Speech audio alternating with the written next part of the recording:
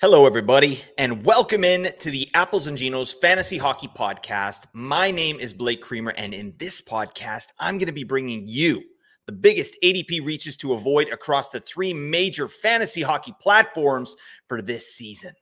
Let's get to biz.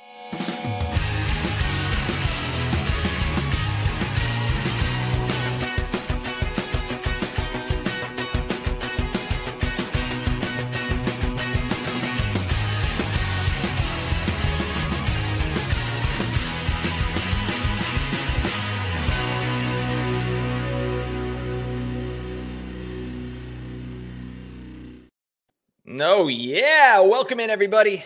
Thanks so much for joining me here on the Apples and Genos Fantasy Hockey Podcast. I'm going to be your host today. My name is Blake Creamer. Give me a follow over on Twitter /X at Blake Creamer AG.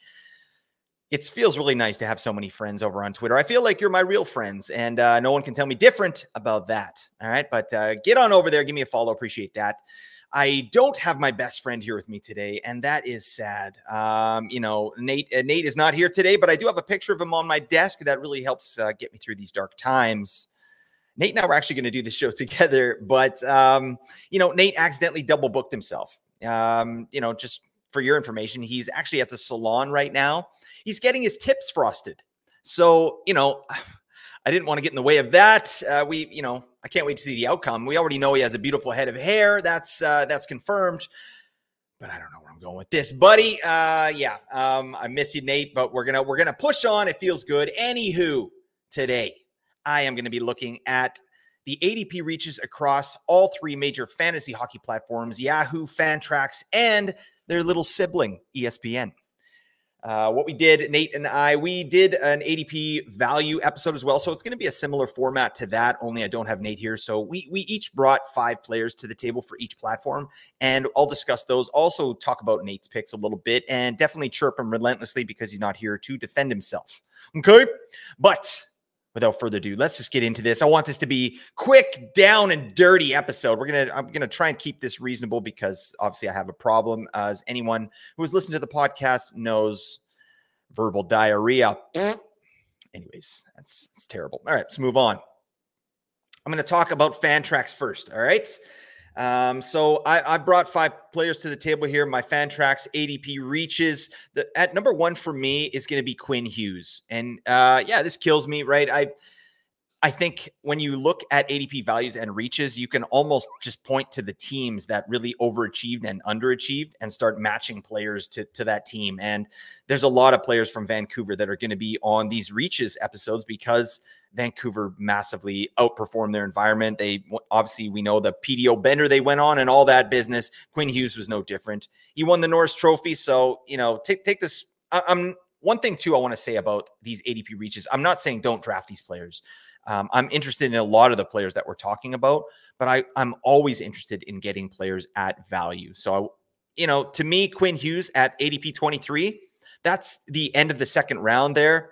That's not exactly where I'm looking to get Quinn Hughes. Like, obviously, I've got him projected for a pretty healthy projection there, 87 points, but he had massive efficiency with the Canucks. No question there. His shot rate increased. But what you're not getting with Quinn Hughes is hits or blocks. He doesn't do that. That stinks. And right around this position in Fantrax at ADP 23 or 24, he's going before Hedman, and he's really close to Rasmus Dahlin. Dahlin's going a little bit before Quinn Hughes, but I don't know. To me, I think I'd rather take him somewhere in the mid-3rd round, even 4th, and that may be spicy there. I don't know, but this is just a case of a player being much better in real life than he is in fantasy. And, I'm not talking any yang on Quinn Hughes. This guy popped off last year, 92 points in 82 games. Bang. I love that. But, major efficiency with the shooting percentage on ice shooting percentage. He upped his shots on goal per 60 to a career high in power play points as well. So there's just a lot of things that are probably going to regress just a little bit. And for that reason, I think I'd rather go a different direction than Quinn Hughes at ADP of 23 or 24. So that's my take there.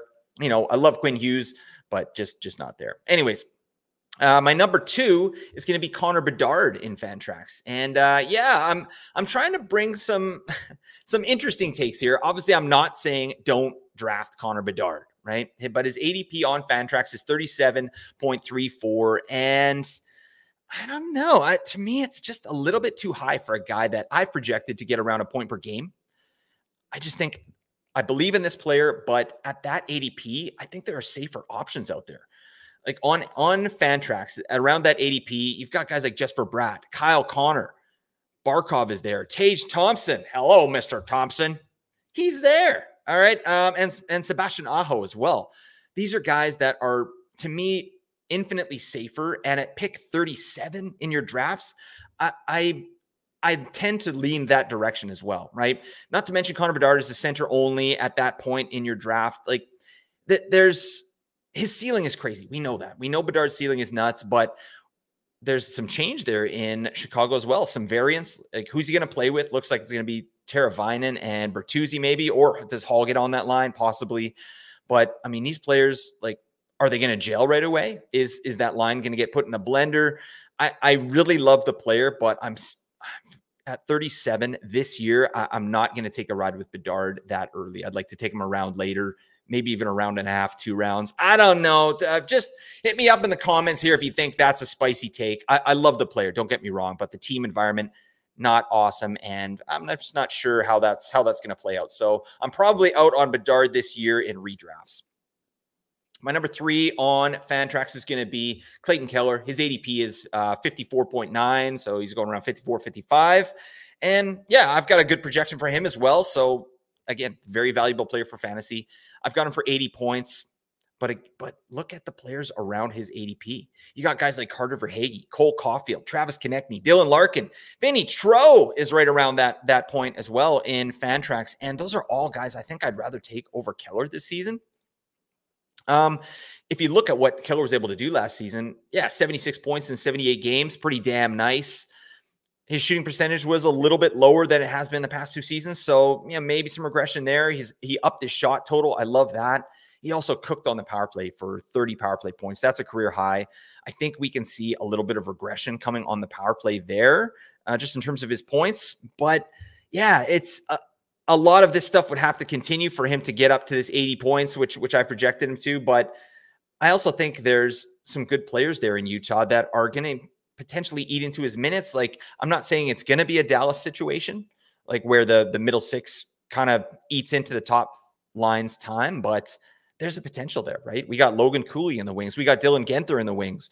And Nick Schmaltz is injured right now currently. Like, he's going to be playing with Keller. I think Schmaltz will be fine. Barrett Hayton, how does he perform this year? There's just a little bit of variance. And to me, Keller is a guy, like, you know, doesn't bring anything peripherally. 20 hits, 32 blocks last year, buddy. Like, we need some help. All right. That's, you know, we are getting him for the offensive production here. And I don't know that he has much more in the tank than what he got in 2022-23, which was 86 points in 82 games. And he did that off of massive ice time as well. Like, in that season, he played 20 minutes, 45 seconds. Last year, a minute and a half shaved right off his time on ice. He only played 19-15 last year. And I think that's probably closer to what it looks like this year with all the up and coming players they have there in Utah. So just to, you know, be wary there of Clayton Keller at that ADP. I think there are some better options. And then moving on, I've got Alex Ovechkin here as my number 4, and he's right around Clayton Keller in ADP. So all the stuff I just said about Clayton Keller, transfer that over to Alex Ovechkin. There are guys I would much rather have. Like I said, Verhaeghe, Caulfield, Konechny, Larkin, Trocheck, all guys I'd take over Ovechkin in this spot. You know, he's going to do his thing. Like, he's going to get a ton of shots. I've talked about Ovi a lot this year, so I'm not going to go too much into that. But, you know, long story short, I think there's going to be a big time decline, and I think he's going to be deprioritized just a touch in Washington. And for those reasons, I don't feel good about him at, you know, 55 in Fantrax. So, yeah, he's going to bring the hits. Obviously, he brings the thunder. He does that, and the shots are not going to go away, right? But the scoring chances went way the hell down last year, and I don't really see them coming back. Yeah, even with an, you know, injection of some decent players into their lineup. So, anywho, I'm out at Ovi at ADP 55 on Fantrax. And then lastly, I've got Brock Faber. His ADP on Fantrax is 92, and I'm not here for it. Like Faber had a very good year last year. Obviously won the Calder, 47 points in 82 games, took over power play 1 in Minnesota. Love that. 16 power play points to go with this season. Pretty nice stuff. But the thing with Faber, he had a massive time on ice number there. Like he played almost 25 minutes average time on ice last season. He might get that again this year, but he's not a guy that shows out in the metrics that we like. He's not generating a lot of shots, a lot of chances, anything like that. This guy's a stalwart. He's more of like a Mo Seider kind of guy without the bangs. He's just a guy out there playing difficult minutes, all 3 zones. He's out in every situation, and he's just running into points because he's out on the ice, right? And he's clearly a young player, still developing. They obviously secured the bag there in Minnesota, signed to a great contract, so he's going to get all the run there. He will get power play 1, I think, in Minnesota. But I don't know. Like if you look around that area at pick 92 in Fantrax, you got Rupe Hintz still out there, right? You got Brian Rusty. You got him. You got Nick Suzuki even. He's out there. And then for defensemen, you got Brandon Montour and Seth Jones that are in and around that ADP. And I think both those players have a better pathway to points for fantasy. So, I like Brock Faber, but not inside the top 100 in your ADP. I like him as kind of a 4th D man. Definitely has a little bit of ceiling there, but we're going to have to see some major development and him kind of take some steps in his shot production and chance generation. So there you go. That's what I'm doing in Fantrax for my top 5. Let's move on. I'm going to talk about ESPN leagues now. So we got some ADP reaches in ESPN, and what the hell are they doing over there at ESPN? I don't know. Does anyone play fantasy hockey over on ESPN? It's not a good time, to be honest. I do play some fantasy basketball over there on ESPN, and I like the way it looks. I feel like they do a good job there, but they're notorious for not adding players into their system, things like that. They've got wrong positions, and their ADPs are janked to hell. They're just wacky, right? So keep in mind, Nate and I did talk about this with our value show, is the standard leagues that happen in the mock drafts for ESPN and Yahoo. They do affect the ADPs, right? And so ESPN's standard league is a points league where they have a pretty weird system. They got goals for 2, assists are equal 1, power play points are 0.5, shorthand points 0.5, but shots on goal and hits are 0.1. So there's really nothing for shots on goals or hits. Block shots are 0.5. So 1/4 of a goal for block shots. Weird stuff, right? So I think that's why you're seeing some of these weird ADPs, but also I just think ESPN is a really, really casual platform for fantasy hockey, and they don't really, they're not really getting to biz over there on the regular, so that's fine. But let's talk about some of the players I've got as ADP reaches over on ESPN. Number 1 with a bullet.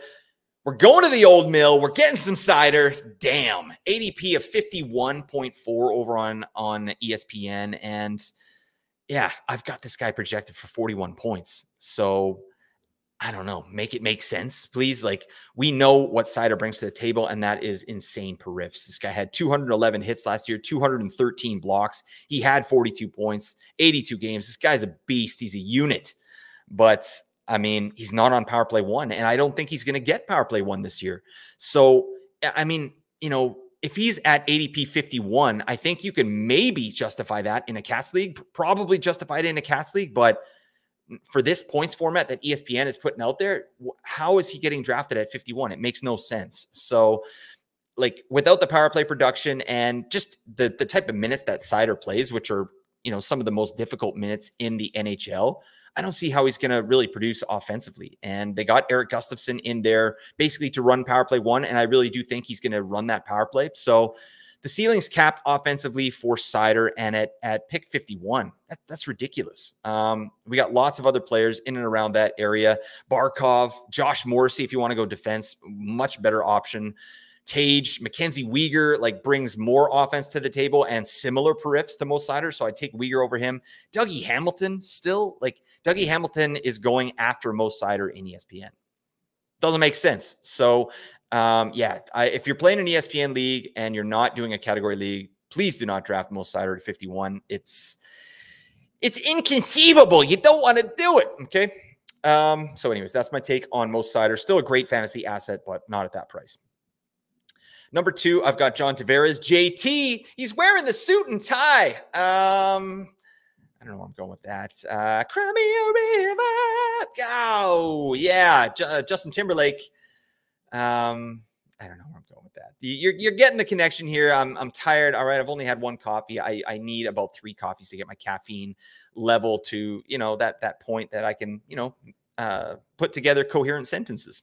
Anyways, let's talk about JT. All right. John Tavares at 55 ADP on ESPN, a little spicy for me. Little too much. We got to look at the situation surrounding John Tavares. First off, he's nursing an injury right now, leg stiffness. Came, took a hit, was kind of laboring off, came back out into the game that he played just last night, and yeah, he's day to day right now. So I think he'll be good to go. It's an abundance of caution for JT, but first off, that's not great. Second off, it sounds like Willie Nylander is going to get the 2C position in Toronto. So that means Tavares gets bumped down to the 3C. And yeah, to be honest, that's not a place I'm loving John Tavares there. Like I like the even strength deployment he had when he's with the Willie Nylander. That's very exciting. But currently they got Tavares, Bobby McMann, and Nick Robertson. Nick Robertson, what is this guy doing? Imagine if Willie Nylander was like legit injured and Nick Robertson just like slammed him into that guy's leg. Like that's just a ridiculous play and just classic Maple Leaf stuff. And I'm a Maple Leafs fan, folks, so that's ridiculous. But anyways, that third line, that show ain't no good, right? I was expecting John Tavares to kind of get back to where he was at previously. Like he had a really low shooting percentage. He was very unlucky last year.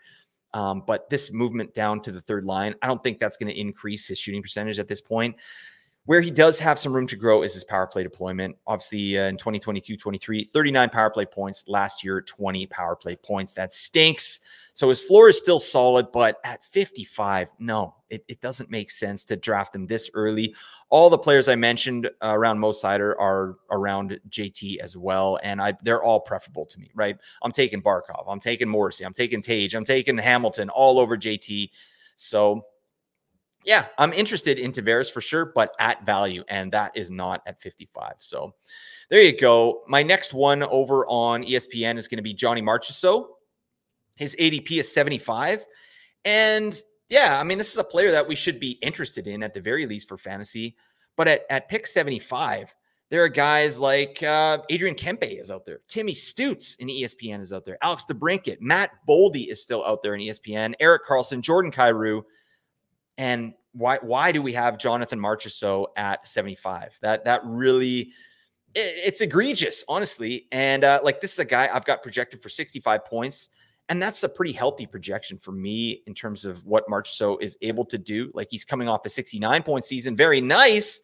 But that was on a team that he had tenure with and familiarity. Now he's a new face in a new place. Granted, he's potentially moving to a situation that should benefit him, right? Tommy Novak center and Steven Stamkos on the left wing.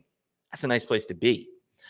But that said, he still has to learn how to play with those players. He still has to learn how to play with the defensive core, like what the goaltenders are looking for, what the system is there in Nashville. There's a lot of if, or things that he has to learn, right? So for those reasons, I'd rather take any of those players that I mentioned. I think this is definitely a reach for Jonathan Marchessault, 75. I think he's closer to, 95 or 100. And that's where I'm kind of looking at getting Jonathan Marchessault there. He does bring a lot to the table in terms of his periffs, like 250 shots. I think he should get over that. That's a really nice place to be. Over 100 hits. He's capable of that. And I think it's almost expected. Plus the people who count the statistics there in Nashville, they like their hits. So I think we could see a career high in hits for Jonathan Marchessault. That wouldn't surprise me at all. So definitely valuable, a little bit more valuable in category leagues than in points leagues, but 75, no, don't do that, please. Thank you for your service. Our number 4 pick is going to be Anze Kopitar. And yeah, he's going at pick 101 in ESPN. And this isn't a crazy reach. Like this guy's coming off a 70-point season. But I mean, when you dig under the hood there, what Kopitar did last season was not exactly sustainable. He had the highest shooting percentage of his career at 19.5%. His power play production is still pretty solid, 23 power play points, but I think the writing's on the wall for Kopitar. They've got Quentin Byfield is going to be the 2C there. I think they're grooming him for the 1C spot. Kopitar is still, he's still a beast, right? He's still going to be a defensive juggernaut. This guy's amazing. Selke candidate pretty much every year. He does that. He's really good at that. But I think this could be the year where they start kind of going away from Kopitar, and maybe he gets a little less ice time. 70 points, I don't think so. I've got him for 64, and that seems reasonable to me. But a player that gets 64 points at pick 100, 101, there's still guys around there. Like, again, Caulfield is around there. Rupe Hintz you could get over Kopitar. Timo Meier on ESPN. Yura Slavkovsky, Brad Marchand. Oh, God. All players that are infinitely better options to me than Anze Kopitar. I really think that Kopitar is, you want to get him as like kind of a last 2 or 3 round pick. You don't want to be picking up Kopitar at pick 101. He's still going to have value, but I think at some point here, the wheels are going to fall off. And, the floor play here with Kopitar is like maybe a 55-point season, 50 or 55 points. And dang, I'm not here for that, right? We don't want to be using a pick 101 on a guy that's going to get 55 points. So anyways, that's my take on Kopitar. Last one here is Darnell Nurse as an ESPN ADP reach. I think this is pretty self-explanatory. He's at pick 109.7 or 110. And yeah, I don't think much needs to be said here. I don't know why Darnell Nurse is being drafted this early in ESPN. It doesn't even match the standard league that they're looking at. Yeah, I guess he gets a lot of blocks, but so do a lot of other defensemen. So don't draft Darnell Nurse there. Darnell Nurse is kind of like I think he's like a 4th type defenseman for you in your leagues. In most formats, like obviously he has a hell of a lot better fantasy value in category leagues than in points leagues. So in a points league, yeah, maybe you take a flyer on Nurse as like your last pick, like hoping that maybe he can get up to double-digit goals again. But I'm not holding my breath there. And at pick 110, I think there are players that you can jump on over Darnell Nurse. Okay. So that's that. Now this. We got to talk about Yahoo and the Yahoos over there at Yahoo Fantasy Hockey. Yeah. And again, remember the format for the Yahoo standard leagues that they do there. They do a category league. So it's most categories, goals, assists, power play points, shots. They do plus minus, they do hits, but they don't do blocks. So just keep that in mind when you're looking at these ADPs. And also like that's why we're able to get value in certain spots, right? And I love that. I love Yahoo for that because people are doing category leagues all the time without blocks and they got plus minus. So players that have a really bad plus minus or they're on bad teams, they get bumped down the board, right? So we talked about that in our value show. But what about these players that get bumped up the board that make no sense? We got to talk about that. So I've got 5 beauties here for you. Yahoo ADP reaches. Let's talk about our number 1, Zach Hyman. And this may be a spicy take. I love Zach Hyman. I've got him. I drafted him in Micah Cupful in the 2nd round. So, but that's a 14-teamer. So I did get him a little bit later, but I was at the turn. I had I had McKinnon, and then I ended up with Zach Hyman. That's sort of my 1-2. So, I'm not saying don't draft Zach Hyman. Like, I love the player. I've talked about his power play involvement a little bit. Like, that gives me a little bit of pause on Zach Hyman. Like, it's not like you're drafting Leon Draisaitl or, Evan Bouchard, guys that we know are going to get 30 power play points minimum, like Draisaitl much more than that. Even Nugent Hopkins gets more power play points than Zach Hyman. Like this guy over, the past 2 seasons, while the Oilers have had this absolute wagon of a power play, like in their big year where McDavid got 70 power play points, Hyman got 26. Right? That's a big discrepancy. Then last year, he only got 20 power play points, although he did get 54 goals, which we all know. That's crazy. I don't see Hyman hitting 54 goals again. That was based off of massive efficiency as well. Increased shots on goal per 60. I see 40 goals, though, absolutely for Hyman. Like, I love the player. And it is a nice stacker with McDavid. Like, if you have the number 1 pick and then, you get Zach Hyman. Sorry, his ADP is 23, folks, by the way, which I haven't mentioned yet. So you could get Zach Hyman on the way back as your first pick on the turn in the 2nd round. And that's not a terrible pick. But to me, On Yahoo, Yossi is still around at that pick, as well as Jason Robertson, who's, he's in the 30s in his ADP. I'd rather go Yossi and J-Rob there. If you have McDavid as your first pick, and then you get Yossi and Jason Robertson as your second and third round pick on the turn there, that is a direction I'd much rather go in, because the offensive ceiling and the value over replacement you get with Yossi, that's setting you up for success much more than, expecting another 50-goal season from Zach Hyman. And he's going to be fine, Zach Hyman, but it's just, I think the ceiling is capped a little bit there because of his involvement on that power play. So yeah, very valuable player. He's dual eligible, Zach Hyman, left wing, right wing. So I like that. And this is a slight reach. I'd rather take Hyman in kind of the middle of the third. I think that makes a lot more sense. Maybe even late third. So I'm not saying anything crazy here. And I did mention I already drafted Zach Hyman in the second round in a 14-teamer. So, it is what it is, but I think there are some other assets that are a little bit more valuable there at pick 23. Okay.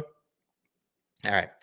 Moving on, second Yahoo ADP reach is going to be Andrei Svechnikov for me at 45.4 is his ADP. And, we know the story here with Svech, right? We love the player, but we know what the red flags are. First off, he plays in Carolina. Nothing could be finer except your ice time, Andrei Svechnikov. We could use a little bit more of that. He averaged 16 minutes, 59 seconds last year with Carolina. In 59 games, that's fine.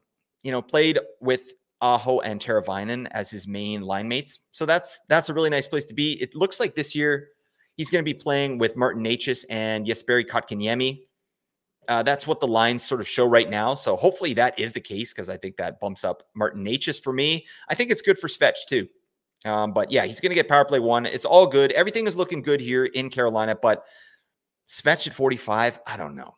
There's the guys around him, Steven Stamkos, Tage Thompson, Josh Morrissey, Alex Barkov. Those are players that I'm interested in and are much safer to me. They're infinitely safer to me than Svechnikov. Plus, Tage isn't exactly safe, but his ceiling is way higher than Svechnikov. So I just think there's some better options there. And I love Svech. I drafted him as well, but I think he's more of maybe a round later, a round and a half, 2 rounds later for Svech. If you can get him there, then you don't have to worry about this narrative or kind of Svech pissing you off all season, right? Because you drafted him at value. And if you pick him up at pick 45, I feel like you're going to be frustrated all year if things don't go right.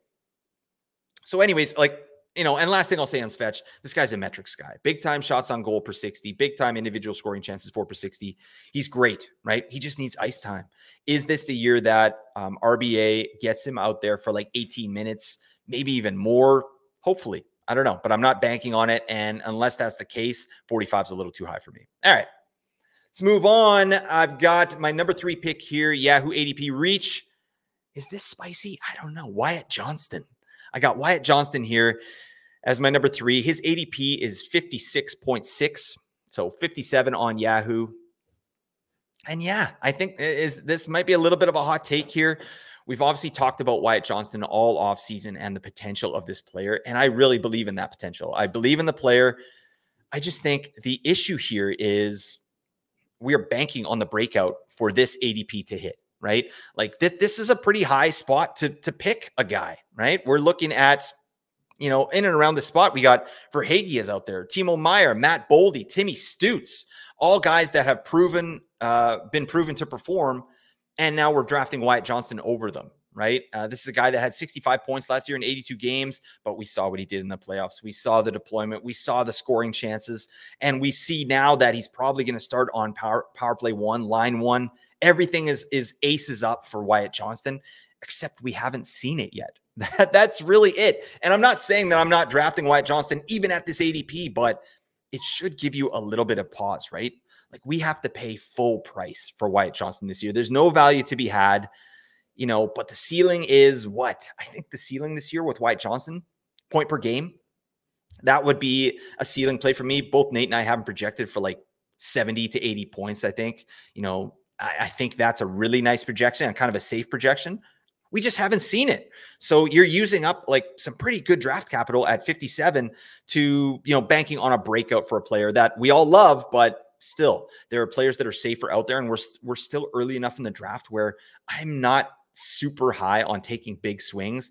Not that Johnston is a big swing, but he's a bit of a swing, with some other guys out there. So that said, I'm in a lot of leagues this year. I got to get me a piece of Joe this year. I couldn't live with myself. I got to have Wyatt Johnston on my team, so I'm sure I'm going to reach at some point to get this guy. And, Nate just talked about Wyatt Johnston as well in his, boom or bust players. Like this guy has it all, and he could absolutely win you your fantasy league by popping the hell off, right? So, take it with a grain of salt. I think for my money leagues, for the leagues that I really care about, I'll probably be a little bit safer and leave Wyatt Johnston for somebody else. All right. My number 4 is Brandon Montour, the full Monty. Yeah. His ADP is 82 over on Yahoo. And yeah, I like that ADP if he was still with the Florida Panthers and getting power play 1. That's like a value to me, but there's a lot of variance there in Seattle.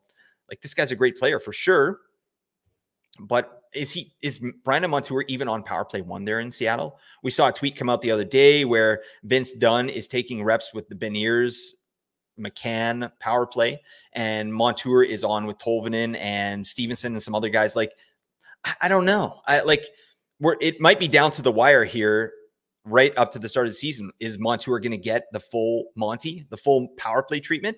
I'm not so sure when you got a guy like Vince Dunn there. So, at pick 82, I think you're leaving guys on the board there. You're leaving some more sure things on the board. If you're looking at defense there at 82, you still got Erik Karlsson out there. You still got John Carlson. You still got Mike Matheson, even Thomas Harley. I think I'd like Thomas Harley a little bit more than Brandon Montour, at least right now as it stands, because Thomas Harley to me is good to go regardless of power play 1, whereas Montour, I think he really is going to need power play 1 to pop off, and I'm not sure if he gets that.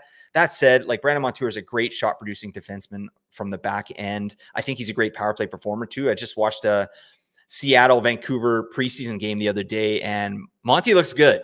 I can see why he gets a ton of shots. He joins the rush really well.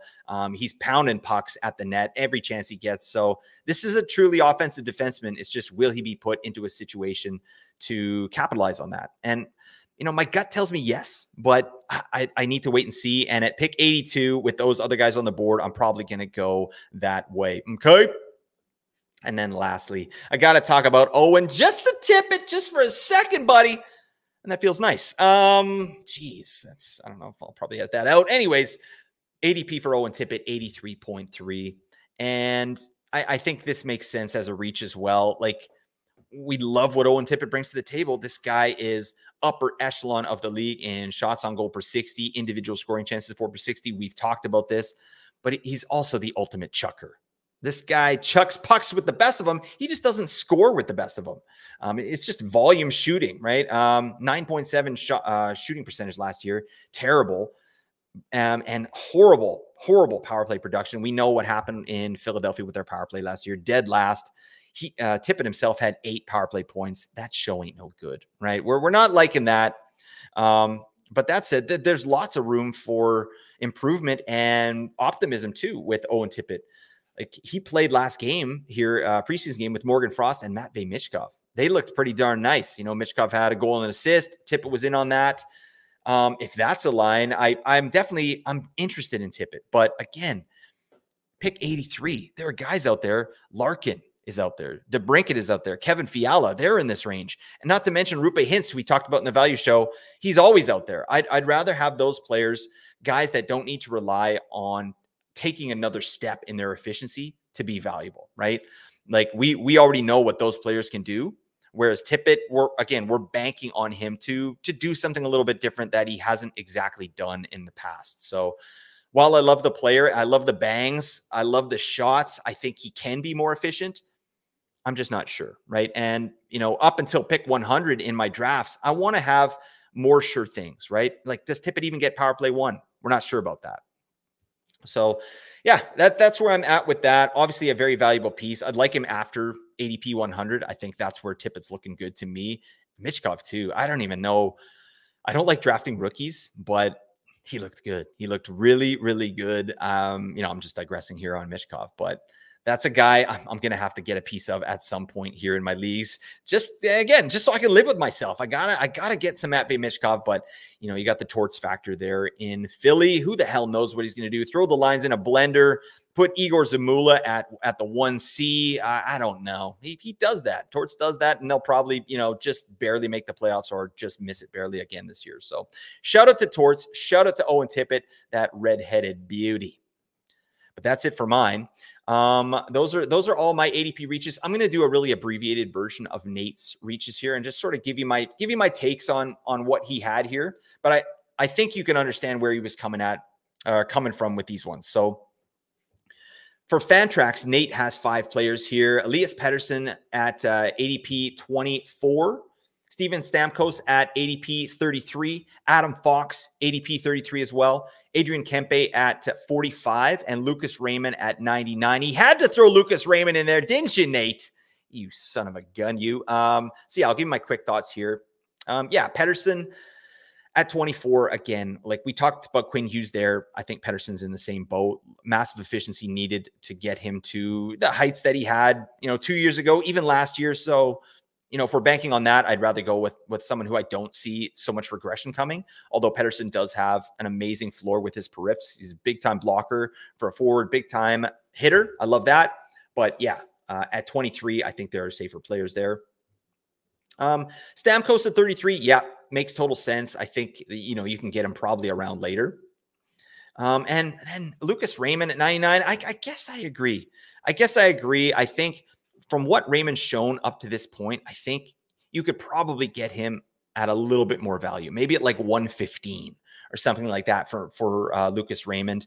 I don't mind picking him at 99. I don't think I'll be doing that this year because I think there are players that I like in that range a little bit better than that. But I don't know. I don't think it's a whiff. I think it's a 65-point player with headroom for more. Nate hates his guts. I don't know what the hell's going on. But yeah, I think you can get Raymond a little bit later. So I'd have to agree with all of the players on this list. Let's move on to Nate's ESPN ADP reaches. Again, this is the platform that was pretty janked with their ADPs.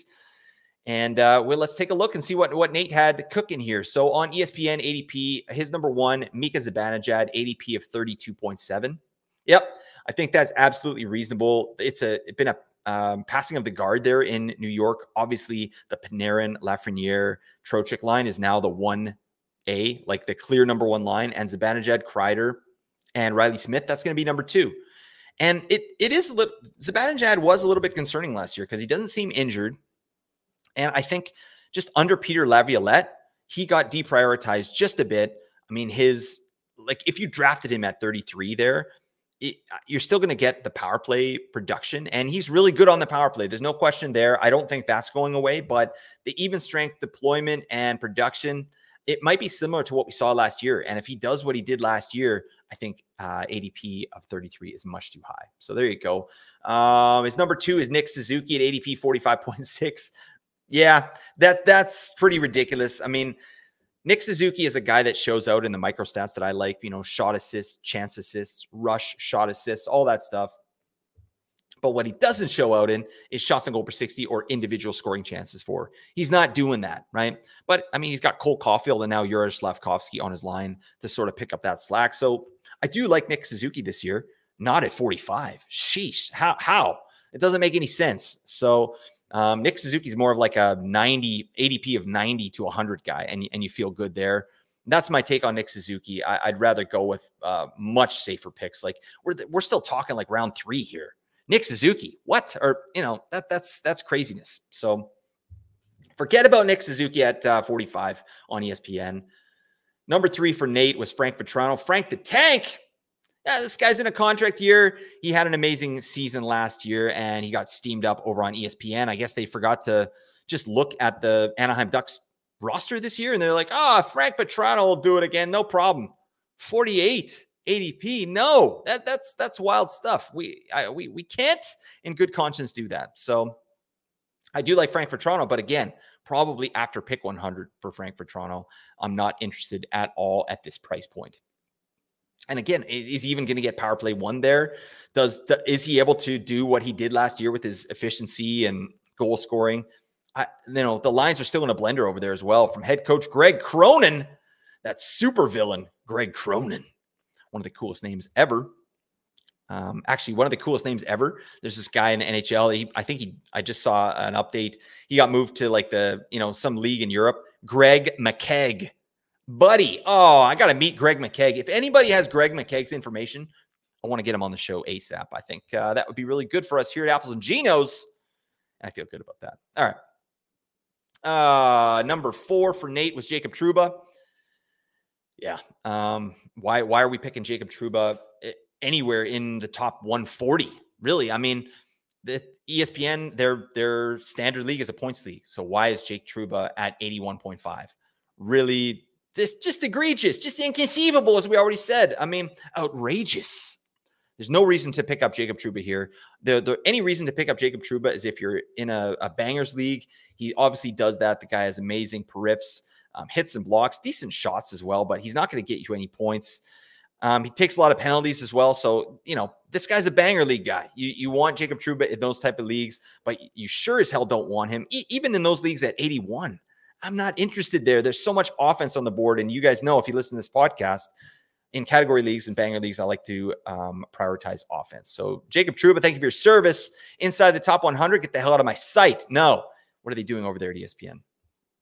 And then last one, we've got Fabian Zetterlund. That's the one that Nate put up there.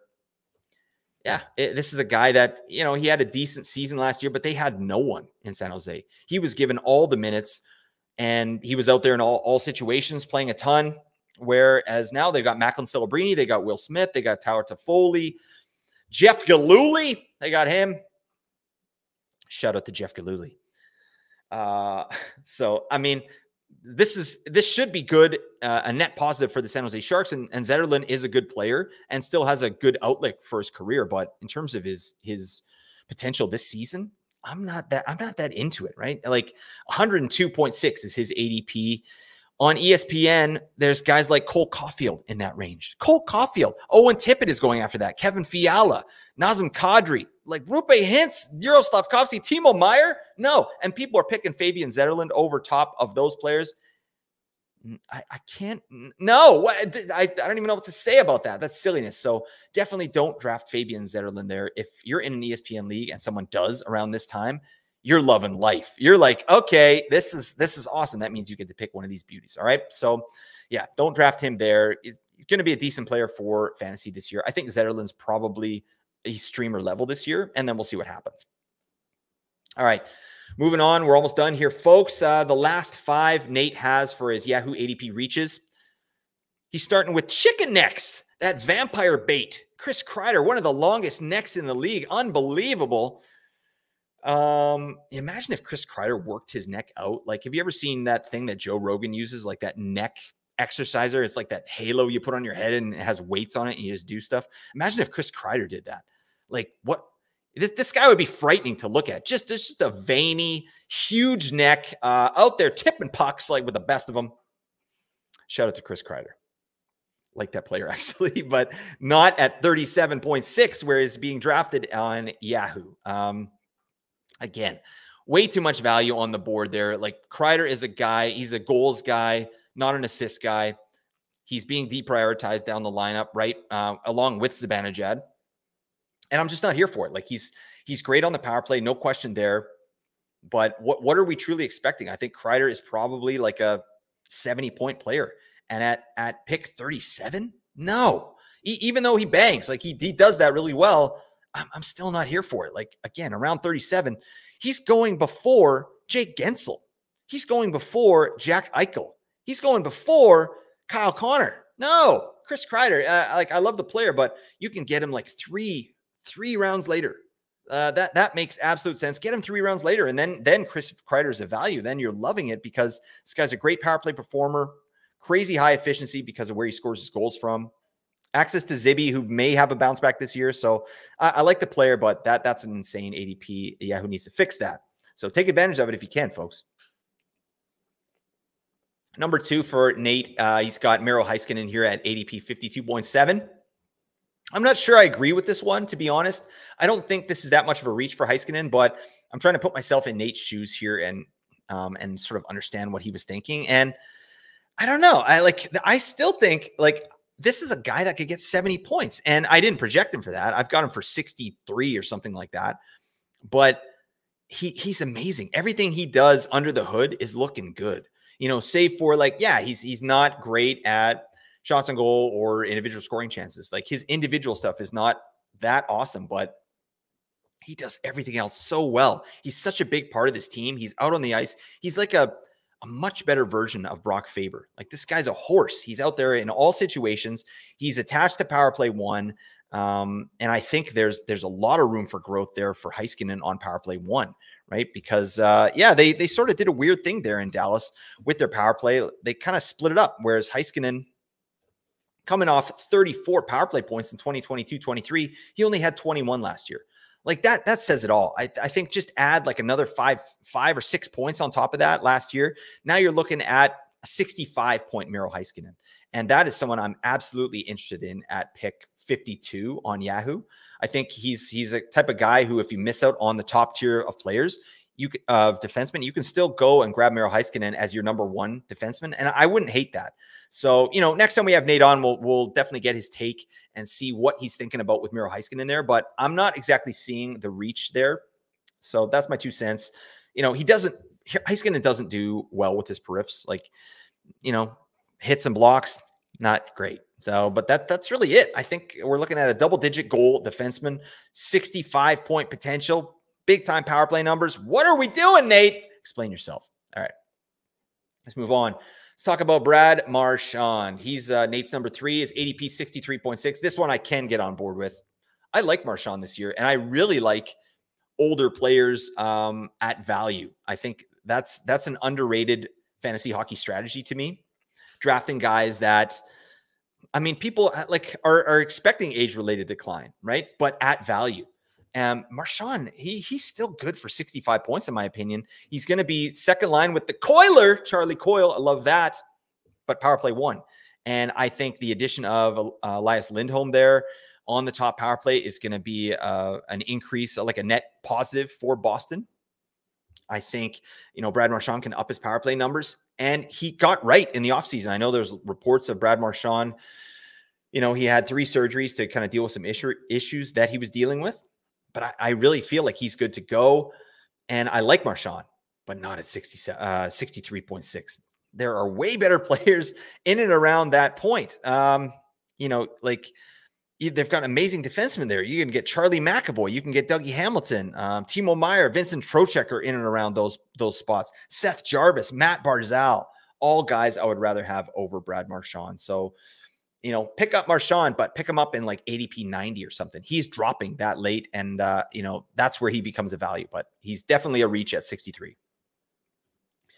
Moving on to another Vancouver Canuck, Brock Besser for Nate, and this one makes absolute sense. His ADP 65.5 on Yahoo.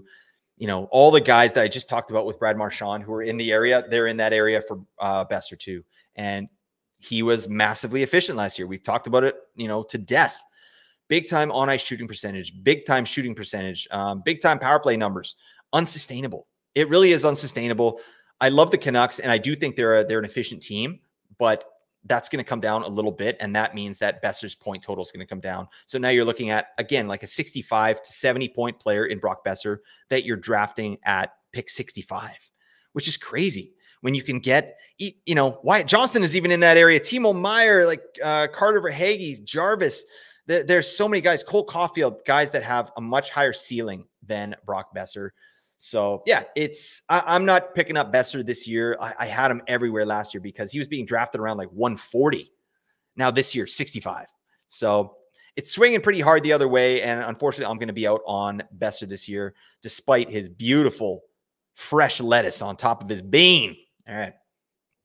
And then last player we'll talk about here, Nate's ADP reach on Yahoo is Gus Forsling at ADP 89 over on Yahoo. Why is this? Why is he even there? I don't understand. This one makes total sense. Forsling he's going to be a supplementary defenseman. He's going to be one of those like Matthias Ekholm type of guys, like basically like a backup for offense, for fantasy hockey, right? Obviously, in real life, Forsling is elite. He's an amazing defenseman. Brings all the intangibles to the table. But in terms of fantasy, I'm not really seeing it. Like Forsling does some stuff. He can score some goals. He's a good shot producer from the back end, but that's not enough. He's going to need power play 1 to justify any kind of ADP inside the top 100. And I don't think that's coming. We got Adam Boqvist in there now taking reps on power play 1. I think Ekblad is probably power play 2 if he doesn't get power play 1. So where does that leave Forsling? Does he get on the second power play with Ekblad? Maybe. But Forsling's top power play points performance of his career, 5 in 2022-23. So we're not expecting anything there. I think, 40 to 45 points is max for Forsling. And to pick him up at 88 doesn't make a bit of sense, right? We got other defensemen there that I'm interested in. Like Devin Taves, I'd rather have over Forsling. Erik Karlsson is still out there. Matthias Ekholm, maybe not. But Brock Faber, John Carlson, Mike Matheson, Noah Hannafin. These guys are all out on the board. And people on Yahoo are picking up Gus Forsling maybe for his plus minus. Like that's the only reason I can think that he might be steamed up as much as he is over on Yahoo. So, it is what it is. But I don't think a real savvy fantasy hockey manager is going to be picking up Gus Forsling at 88. All right. But if you do, we salute you. All right. Celebrate your day. That's great. All right. That's it for our reaches, though. I do want to mention really quick here, the Apples and Ginos Patreon. You can get your biscuits over there. Obviously, if you want to go over to the Apples and Ginos Patreon, you can subscribe at a $2 Canadian per month. You get access to patron-only live shows that Nate does. Really good stuff, actually. It's like an intimate setting with your friend, Nate Groot-Niblink, and you want to get your biscuits over there. He's just brain dumping, his thoughts on fantasy hockey, and I get a lot out of it as well. So that's just $2 a month. You should definitely get over there. The Apples tier is $8 a month. You get all the supporter level perks plus access to patron only Discord channels, Patron League access, which are full, unfortunately, this year. And also you get show notes. Nate does show notes for a lot of our shows together. I'll throw some in there as well. But the one you're really getting the most out of is the weekly ad targets, the waiver wire show notes there. So that'll be really helpful. And then you also get the Apples and Ginos player evaluations tools that Nate and I use. Really helpful stuff. So definitely check that out. That's $8 a month. And then if you're a real degenerate, $15 a month gets you all the Apples perks. Plus, you get invited to Nate's house for Thanksgiving dinner. And, that's something that I really cherish, I love just breaking bread with my brother in fantasy, Nate Groot-Niblink, and $15 a month, well worth the price. All right. But seriously, the extra thing you're getting there is all questions answered whenever you ask them. Nate's really good about that. And I'll throw my hat in the ring there as well. I'll make sure that all your questions get answered. All right. So that's that. Check out the Apples and Ginos Patreon. Also, check out the Apples and Ginos Fantasy Hockey Guide. We did that. Time's running out, folks. Your drafts are coming up. We got the season starting officially on October 4th, but it's October 8th for the majority of the teams. You still got time.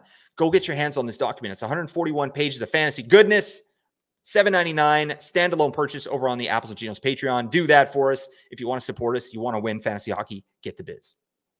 We've also got an Apples and Ginos Discord. The link is in the description. Get in there. We've got 1,400 members now. That's amazing. Having some good conversations this morning. People just really plugged in fantasy managers. You don't miss a thing out there. You don't miss any injuries. You don't miss any line updates, power play updates. It's all in the Apples and Ginos Discord. So definitely get in there. And while you're at it, you can like, rate, review, subscribe, comment on our YouTube videos. Give us reviews over on Apple. Give us reviews on Spotify. That really helps us out. Plus, we just love the feedback. Your feedback means a lot to us. Good and bad. We are here for you. We're here to help you guys win your fantasy hockey leagues, right? Your victories equal our victories. And I said that a lot last year, and I mean that. I want to set you all up for just a crushing fantasy year. Just smash. More dubs for you equals more dubs for us, and we all get better together.